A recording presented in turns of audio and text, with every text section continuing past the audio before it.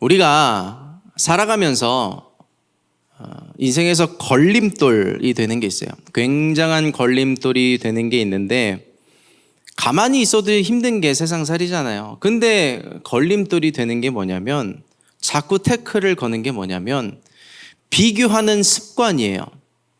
그냥 비교가 아닙니다. 이 비교도 습관이에요. 습관.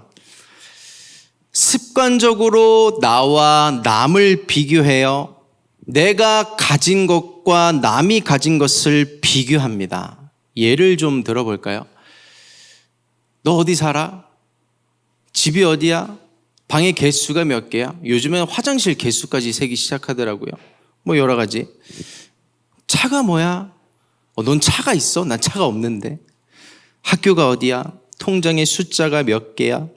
외모, 뭐 성격, 자존감이 높으니 낮으니 뭐 그런 것들. 쟤는 왜 이렇게 자신감이 넘치지? 나는 별로 내 인생에 대해서 자신감이 없는데. 나와 남을 비교하는데 끊임없이 비교하기 시작합니다. 비교하는 게 좋지 않다는 건 알아요. 그래서 안 해보려고도 합니다. 이제 그만해야지. 왜 자꾸 내가 남을 비교하지? 그런데 어느샌가 또다시 그 누군가와 나를 비교합니다. 그 잘난 무언가와 내가 가지고 있는 것을 비교해요. 근데 비교는요, 내 인생에 도움이 하나도 안 됩니다. 달리기를 해요, 마라톤을 해요. 자꾸 곁는질하면 내 페이스 찾기가 힘들어요.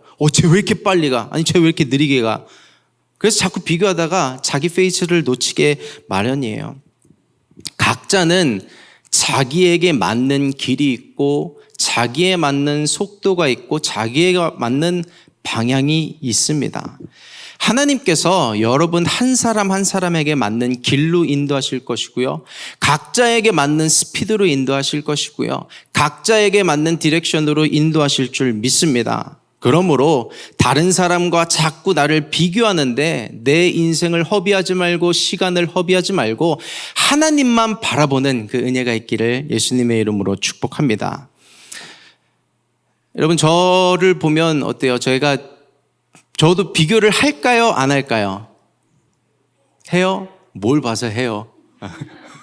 많이 했어요. 어렸을 때는 비교 많이 했어요. 자존감이 낮았거든요. 열등감 덩어리였거든요. 제가 어렸을 때 초등학교 때 다리 수술을 했었어요. 다리 수술을 하고 초등학교 5학년 때 이제 한 달간 학교를 못 나가니까 이제 학업이 뒤처지기 시작하는 거예요. 갑자기 학교에 왔는데 대분수를 배우네. 대분수가 뭐야? 너무 어려운 거예요. 더하기, 빼기, 뭐 이렇게 곱하고 나누기 너무 어려운 거예요. 그래서 뭐 슬슬 뒤처지기 시작했습니다. 학업이 뒤처지니까 내 인생도 뒤처진다고 생각했어요. 초등학교 5학년짜리가, 6학년짜리가. 세상이 그렇게 만들어 버렸잖아요. 고정관념이라는 게 있으니까. 뭐 그런 남과 나를 좀 이렇게 비교하기도 했고, 외모 같은 것들.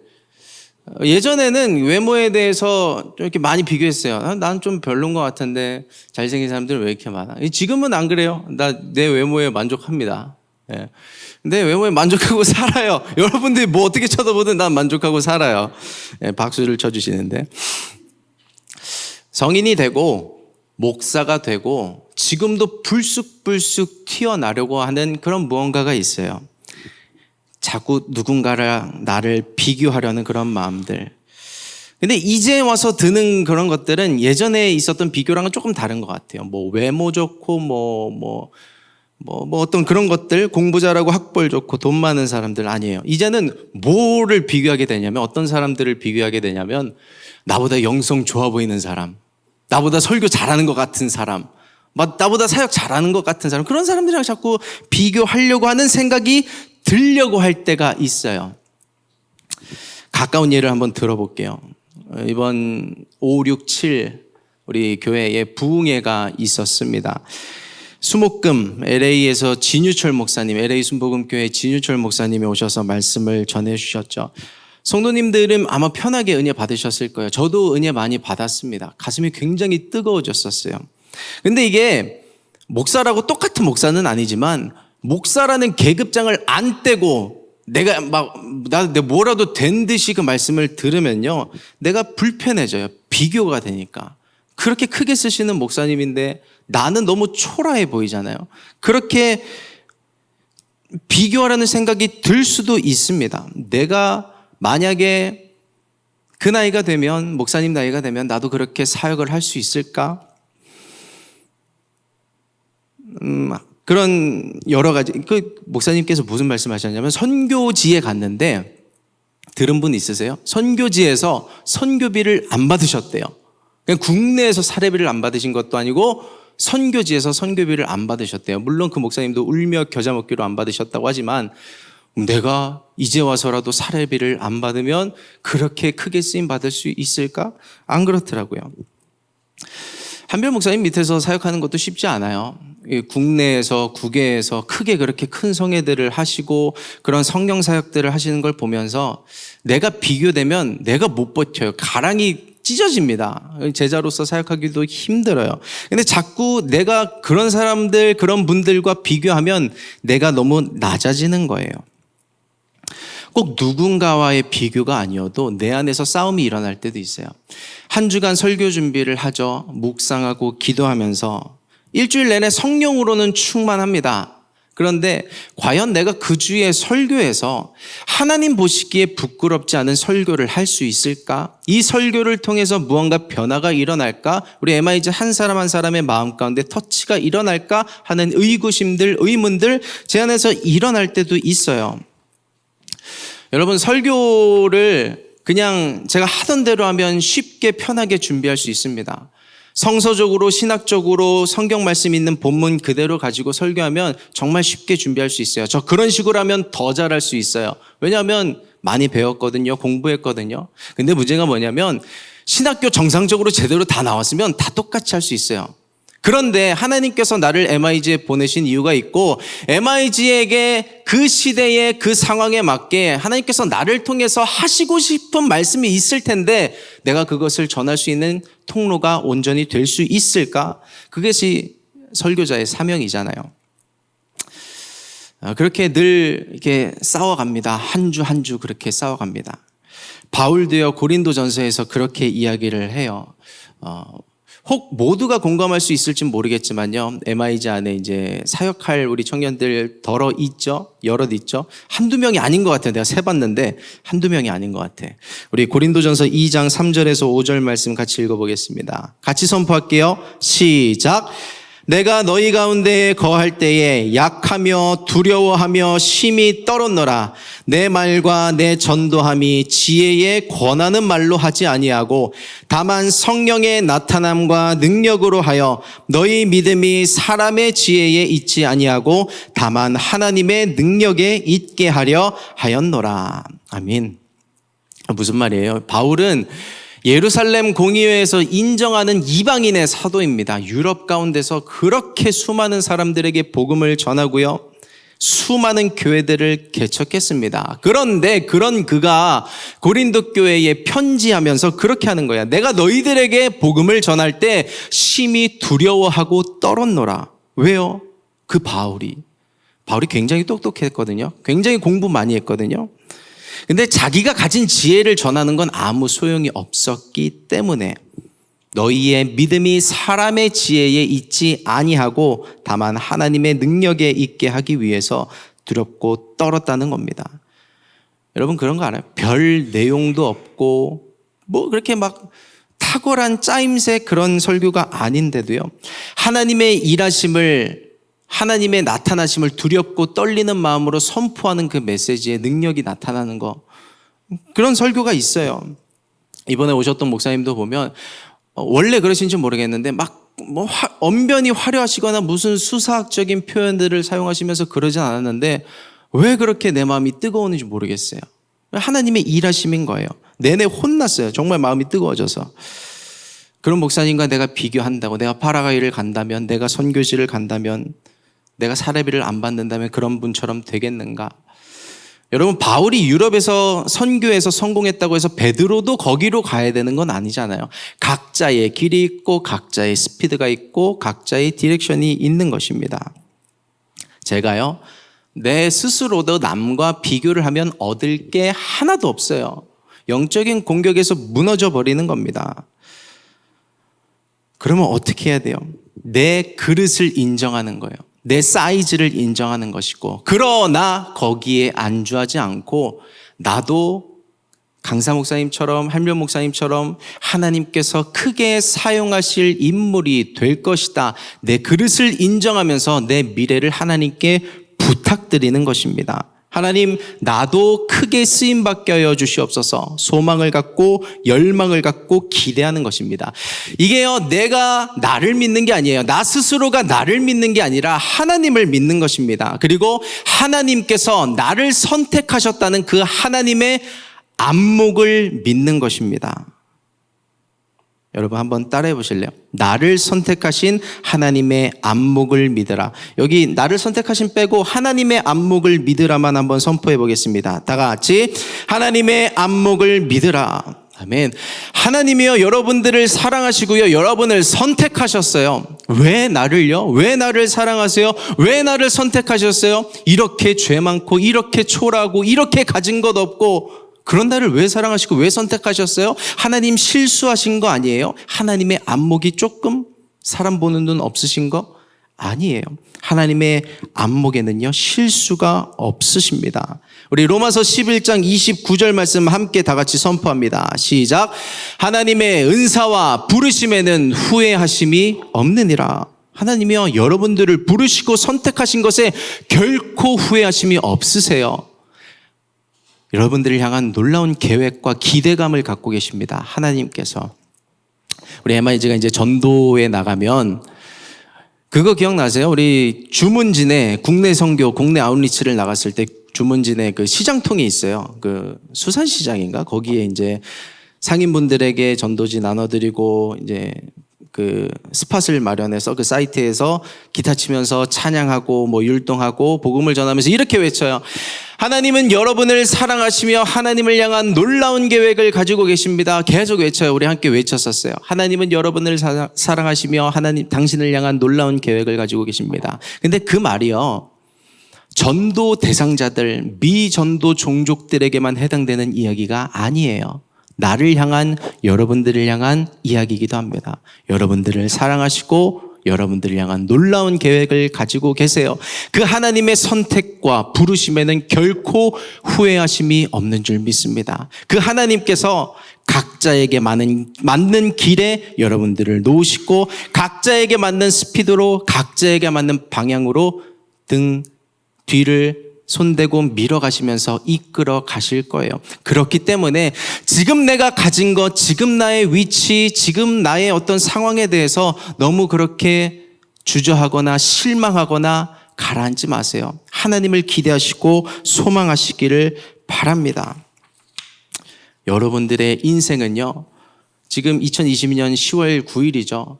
오늘이 그랬다고 내일도 똑같지 않을 거예요. 내일은, 내일 모레는요, 하나님 때문에 더 반드시 반짝반짝 빛나게 되는 인생이 될 줄 믿습니다.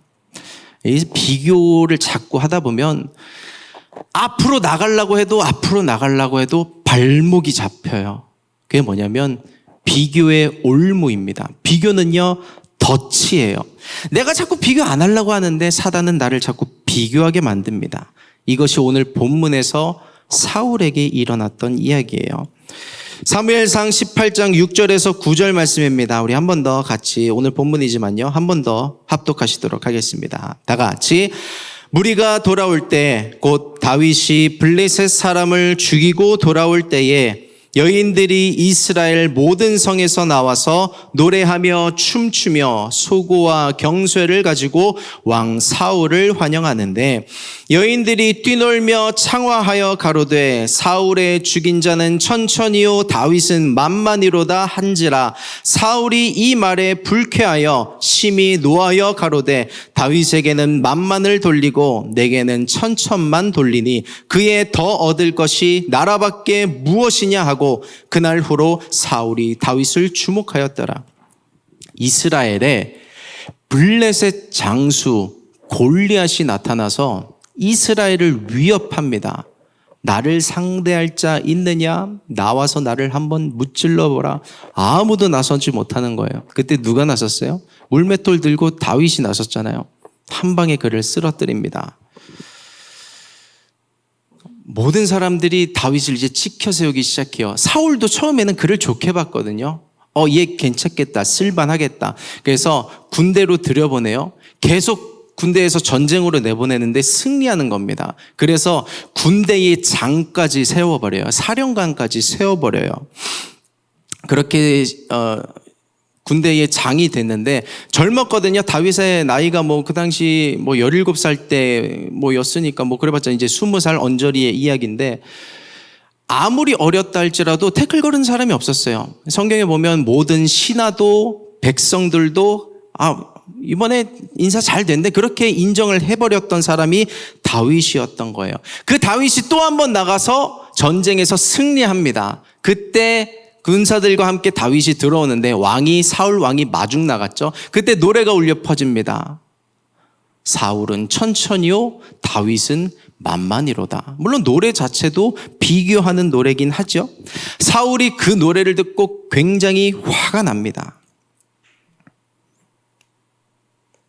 이게 근데 노래를 부른 여인들의 잘못이에요? 아니에요. 그 노래가 울려 퍼졌을 때 사울의 선택, 그것이 잘못됐던 거예요. 그날 이후로 사울은 어떤 액션을 취하냐면 9절 보세요. 9절. 그날 후로 사울이 다윗을 주목하였더라. 그날 후로 사울이 다윗을 뭐 했다고요? 주목하였더라. 자꾸 보기 시작하는 거예요. 이놈의 다윗, 내 왕자를 무너뜨리지 않을까? 가뜩이나 사울이 하나님한테 한번 찍혔거든요. 한번 위기감을 맞았어요. 순종이 제사보다 낫지 않을까? 그 사건 알잖아요. 이미 한번 휘청거렸어요. 그런데 다윗이 등장하니 자신의 왕좌가 흔들릴 것 같은 그런 느낌인 거예요. 근데 사실 그렇지 않거든요. 사울도 여태까지 나름 열심히 했어요. 쌓아온 업적도 있고 이제 막 라이징 스타 다윗이라고 하지만 비교할 정도는 아니었거든요. 근데 사울은 자꾸 그를 바라보는 겁니다. 그런 사울의 실수가 있었다고는 하지만 하나님은 언제나 기회를 주시는 분이세요. 그런 사울이라 할지라도 하나님, 내가 이런 상황 가운데서 내가 하나님 앞에 엎드립니다. 회개하고 하나님께 무언가 구했다면 나는 사울의 인생을 통해서도 또 다른 역사가 쓰여졌을 거라고 확신해요. 그런데 사울은 그러지 않았어요. 비교 모드로 들어갑니다. 비교 분위기, 비교 무드, 계속해서 비교하는 겁니다. 왜요? 다윗을 주목하여 보니까 계속 보는 겁니다. 여기에 마귀가 쳐놓은 덫이 발견되었죠. 마귀가 쳐놓은 올무가 발견되었어요. 그게 뭐예요? 자꾸 보게 만드는 거, 자꾸 주목하게 만드는 거. 이쯤에서 내가 무슨 말 할지 눈치챈 분들도 있을지 모르겠어요. 요즘에 이 시대에 마귀가 쳐놓은 덫이 있어요. 마귀가 쳐놓은 올무가 있어요. 그게 뭔지 아세요? 생각이 떠오르는 그거. 미디어, 소셜미디어, SNS, 인스타, 페이스북. 저도 그 중에 하나 합니다. 인스타 하나 해요. 눈팅만 해요. 뭐 올라오나. 왜 이렇게 잘난 사람들 왜 이렇게 많아요? 돈 많은 사람들, 집 좋은 사람들, 잘생긴 사람들, 이쁜 사람들. 그런 것만 보여요? 아까 제가 얘기했던 비슷한 부류들, 사역 잘하는 사람, 설교 잘하는 사람, 이 시대에 맞게 목회 잘하는 사람, 왜 이렇게 많은지 모르겠어요. 본즉 비교하기 시작하는 거예요. 이런 게 떴네? 근데 그게 그냥 봐져요? 자꾸 나랑 비교가 되는 거예요. 그러다 보니까 어떻게 되냐면 내 인생이 너무 시시해. 별거 아닌 것 같아. 별론 것 같아. 재미도 없고 별 볼 일 없고 내 인생에 대해서 기대감이 생기지 않습니다. 저 사람들은 뭔가 달라지는 것 같고 더 잘 사는 것 같고, 근데 내 인생을 보면 어제가 오늘 같고 오늘이 내일이 되지 않을까? 무슨 수학적 귀납법 같은 그런 사고 같은, 오늘이 내일도 똑같은 하루, 나는 그렇게 살아갈 거야, 다람쥐처럼. 여러분, 1970년대에 그 생태학자가 한 이야기인데, 황소개구리가 들어왔던 거 아시죠? 그때 저도 어렸을 때 뉴스를 봤을 때 황소개구리 얘기가 많이 나온 거 들었었어요. 황소개구리가 우리나라에 출현을 했는데 생태계를 무너뜨리고, 근데 그 당시에는 생태계가 황소개구리로 인해서 많이 무너졌는데 지금은 뭐 황소개구리 때문에 이슈가 되는 거 없잖아요. 그래서 생태학자가 이야기하는 게 뭐냐면 이제는 우리나라의 생태계도 아무리 황소개구리라 할지라도 이겨낼 수 있는 힘이 생긴 것 같다. 어쩌면 그 당시의 생태계는 힘이 없었는지도 모르겠다. 그래서 자꾸 나타나는 현상에 의해서 뭐 자꾸 바라볼 필요 없고 내 안에 내가 그것을 어떤 일이 일어날지라도 이겨낼 수 있는 힘이 필요하다는 그런 이야기를 했던 걸 봤어요. 여러분 지금 이 시대에 황소개구리가 미디어예요. 그거 뭐 인스타 황소개구리가 등장했어요. 여러분들을 집어삼키려고 하고 있어요. 그래서 내가 무슨 말 하고 싶은지 알아요? 예전에는 뭐 미디어 금식 그런 얘기 많이 했어요. 뭐 먹는 것만 금식하는 게 아니라 미디어 금식하자. 그래서 뭐 페이스북 그만하자, 뭐 인스타 그만하자. 저 그런 얘기 안 할 거예요. 안 할 거 아니까. 미디어 금식 안 할 거잖아요. 계속 볼 거잖아요. 꾸준히 나의 친구처럼 동행하면서 갈 거잖아요. 하세요. 하세요. 보세요. 여러분 솔직하게 그 인스타 아이디 지웠다가 다시 만든 거 몇 번 정도 되세요? 그런 분들 있죠. 나 이제 인스타 안 할 거 하면서 아이디 지웠다가 새로 하는 사람들. 열심히 하세요. 근데 그 미디어를 통해서 비교의 화살이 딱 떠올랐는데 그 화살이 어디로 가서 꽂히는가는 확인하셔야 돼요. 그 비교의 화살이 자꾸 내 사랑하는 사람, 옆에 있는 사람을 찌르네? 그 심지어 나까지 찌르네? 그러면 그 미디어에 대해서 분별할 필요가 필요합니다. 여러분, 영분별이 있기를 축복합니다. 보이는 대로 보지 말고 하나님께서 이것에 대해서 어떻게 생각하시길 원하고 어떻게 처신하길 원하는지 분별하기를 예수님의 이름으로 축복합니다. 이 영분별이 없으면요, 그냥 책 하나 읽는 게 더 나아요. 이 세상에 있는 처세술을 읽고 뭐 남과 비교하지 말고 자신을 사랑하고 그런 책 읽는 게 나아요. 근데 우리는 그 이 시대를 살면서 성령과 동행하면서 영분별을 하고 무엇을 보고 무엇을 듣든 하나님께서 주시는 생각을 선택하기를 예수님의 이름으로 축복합니다. 굳이 그 인스타 하면서 마귀가 주는 생각을 붙잡을 필요가 뭐 있어요? 하나님의 생각으로 깨어있고 성령의 음성을 듣고 따라가는 모든 MIG가 되기를 예수님의 이름으로 축복합니다. 미디어가 이제는 뭘 비교하게 만들어요? 교회를 비교하게 만들어요. 목사를 비교하게 만들어요. 참 놀라워요. 참 이제 설교도 비교하게 만들어요. 설교는 비교할 대상이 아니거든요. 하나님의 말씀을 어떻게 비교할 수 있겠어요? 누가 낫고 누가 더 잘하고. 근데 지금 그렇게 돼버렸잖아요. 어느 교회가 낫다더라. 어느 목사가 좋다더라. 설교자는 각 설교자대로 사용하시는 섭리가 있습니다. 지난주 설교 기억하시죠? 다 까먹었죠? 지난주 설교 요나 얘기했잖아요. 요나는 요나대로 사용하시는 거고 베드로는 베드로대로, 바울은 바울대로 사용하시는 그 섭리가 있어요. 교회와 교회는 결코 라이벌이 될 수 없습니다. 설교와 설교는 결코 라이벌이 될 수가 없어요. 교회 이야기 잠깐 해볼게요. 저는요, 전형적인 중형교회에서 모태신앙으로 자라났고 성장했습니다. 전형적인 중형교회에서 그렇게 자라나고 거기서 신앙생활하고 이제 막 사역을 시작할 때쯤 이제 신학 공부하고 뭐 그때쯤에 개척교회를 섬기고 있었어요. 동시에 이름만 대면 누구나 다 알 법한 대형교회도 출석을 했어요. 왜냐하면 이제 그런 교회는 어떻게 사역하는지 좀 보고 배우려고. 그래서 가서 그 대형교회 가서 세신잔척했어요.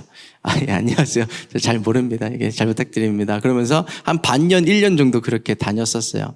그러면서 제가 느낀 게 뭐냐면 중형교회든 개척교회든 대형교회든 다 똑같아요. 다 똑같아요.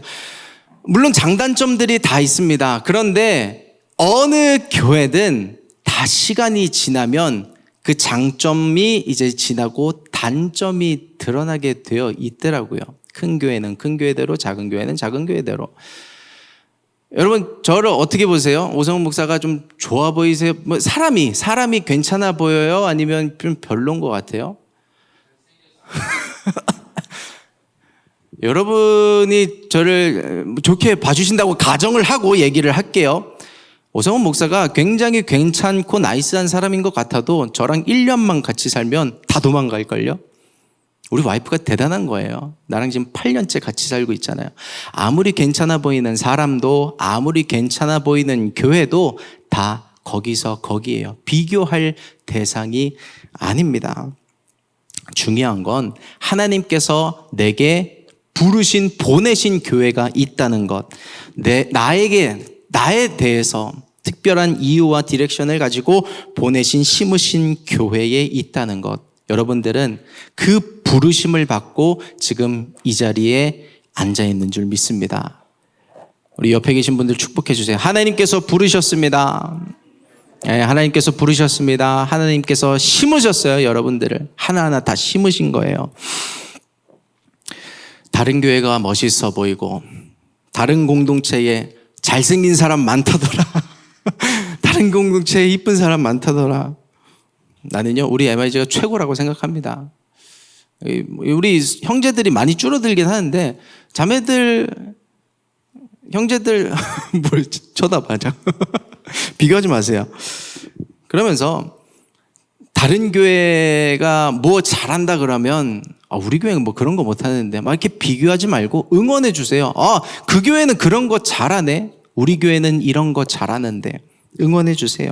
우리는 이런 부분에서 탁월하다고 하면서 우리 서로 하나님 나라의 확장을 위해서 같이 각기 모양대로 힘쓰자, 애쓰자 그렇게 격려하는 것입니다. 오늘 본문에 보면 요나단이 그런 사람이었어요. 사울 왕의 아들, 맏아들, 첫째 아들이에요. 그는 그런 걸 잘했던 사람이에요. 왕이 계승을 할 후보 1순위였거든요.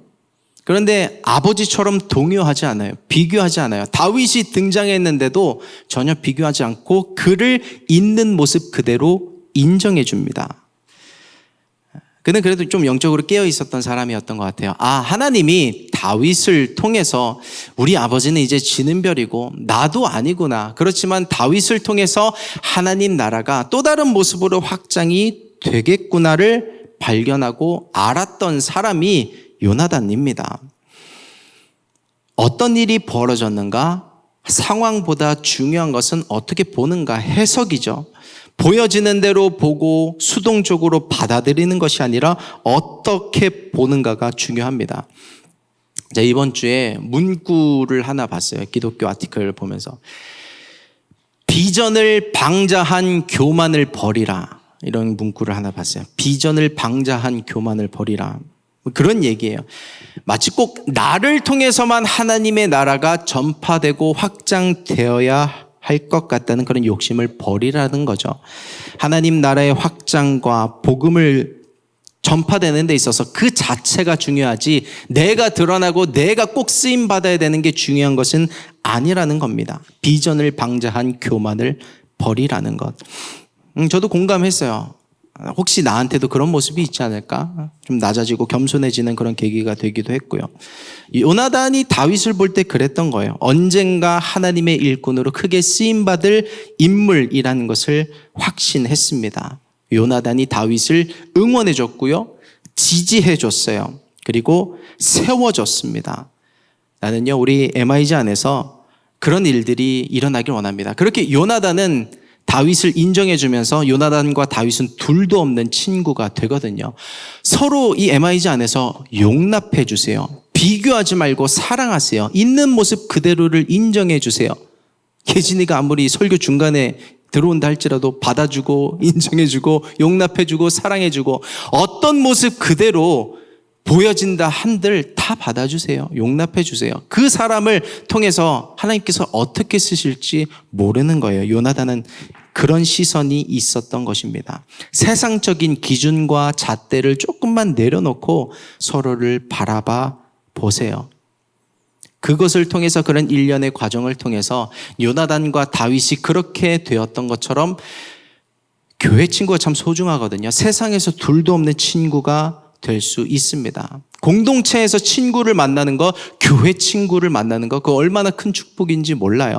서로가 서로를 인정하면서 조금 마음을 열고 받아들여주면서 그렇게 요나단과 다윗과 같은 관계가 되기를 축복합니다. 저에게도 그런 친구가 한 명 있었어요. 최근까지. 노재영 목사가 그런 사람이었어요. 인정해주고 있는 모습 그대로 받아들여주고 또 남을 세워주는 사람, 그런 사람이 노재영 목사님이었습니다. 언젠가 MIG 안에서도 그런 설교를 한 적이 있다고 해요. 자기랑 본인이랑 저를 이제 비교하면서 이제 얘기를 하자면 좀 긴데 간단하게 얘기하자면 그래요. 예전에 이제 사역하기 이전에도 저희는 같은 교회에 있었으니까 그때 청년부 찬양 인도를 지금 이제 이삭 형제랑 형래 형제가 같이 하는 것처럼 번갈아 가면서 격주씩 했었어요. 그런데 어느 날 제가 찬양 인도를 하는데 그날 예배에 하나님의 강권적인 역사가 임했어요. 저를 통해서 예배를 한번 뒤집어 놓으셨어요. 저도 울고 목사님도 울고 함께한 모든 예배자들이 다 울었어요. 그때 예배 끝나고 이렇게 은혜를 나누는 그런 참 복된 시간이 있었는데 그날 저녁에 노재영 목사가 전화를 하더니 대뜸 여보세요? 성은아 미안하다. 뭐예요? 뭐가 미안해? 내가 너를 질투했다. 나는 그렇게 쓰임받지 못했었는데 네가 그렇게 하나님께 쓰임받는 모습을 보고 내가 너를 참 미워했다. 그런데 내가 너를 미워한 거를 너는 몰랐겠지만 나를 용서해 주길 바란다. 그날 저녁에 오래 가지 않았어요. 그날 저녁에 바로 전화가 와서 그런 이야기를 하더라고요. 됐든 알았어요 하고 끊었는데 그 이야기를 MIG에서도 하고 노재영 목사님이 대예배에서도 언젠가 최근에 한번 한 적이 있어요.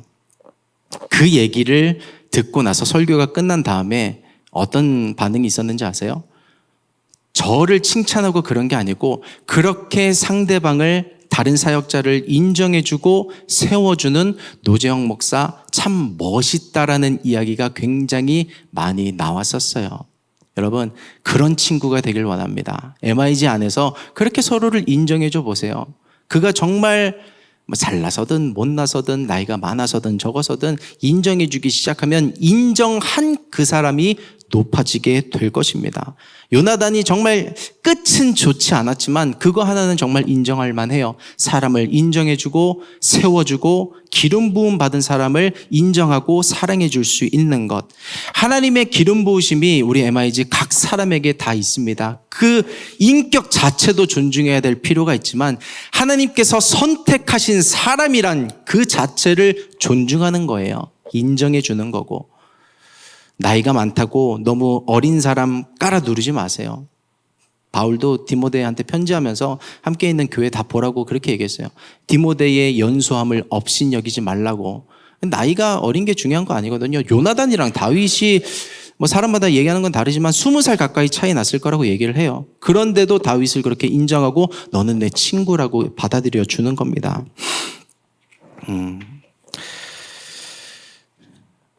요나단과 다윗이 그렇게 친구가 되면서 사실 이제 다윗의 앞날에 이제 꽃길만 있지는 않았잖아요. 사울왕이 죽이겠다고 길길이 날쳐서 막 날뛰고 다니는데 그때마다 요나단이 힘이 되어주고 요나단이 있었기 때문에 다윗은 그 힘든 시기를 이겨낼 수 있었습니다. 원동력을 요나단을 통해서 얻을 수 있었던 거예요. 세상 친구들 중요합니다. 많이 만나고 사귀세요. 그런데 저에게 있어서는 세상 친구가 도움이 하나도 안 돼요. 세상 친구들은 대학교 친구들, 고등학교 친구들은 내가 너 담임 목사 되면 내가 술 먹고 찾아가서 니네 교회에서 깽판 부릴 거야. 그런 놈들밖에 없어요. 근데 교회 친구들을 보면 요즘은 이제 서로 바쁘고 서로 애 낳고 지내느라고 이제 연락도 잘 못 주고 받지만 그냥 살아있다는 것만 해도 고맙고 든든하고 힘이 되어주는 친구들이 있어요. 나는 우리 MIG 안에서 그런 교회 친구, 그런 의지할 수 있는 요나단과 다윗과 같은 관계들이 많아지게 되기를 예수님의 이름으로 축복합니다. 그러기 위해서 우리 안에서도 비교하지 말고 서로를 인정하고 사랑하는 그런 모습들이 필요합니다. 그렇게 서로를 품어주기를 예수님의 이름으로 축복합니다. 이제 말씀을 좀 맺어 볼게요. 우리 찬양팀 부탁드리겠습니다. 그럼 누가 먼저 하느냐? 더 나은 자가 먼저 움직이면 돼요. 예수님의 사랑이 그랬어요. 하늘의 보좌에 앉아 계신 그분이 나와 친구가 되어 주시겠다고, 나를 사랑하시겠다고, 인정하시겠다고 이 땅에 내려와서 인간의 몸을 입고 육신의 몸을 입고 우리가 모든 겪는 아픔과 슬픔, 괴로움들을 공감해 주셨어요. 그리고 우리를 친구라고 불러주시는 것입니다. 나는 그 사랑을 받은 사람이에요. 나는 그 지지와 응원을 받은 사람이에요. 근데 그 은혜를 잊지 말아야죠. 용납하지 못할 사람이 누가 있겠어요. 그렇게 서로를 인정해 주시길 바라고요.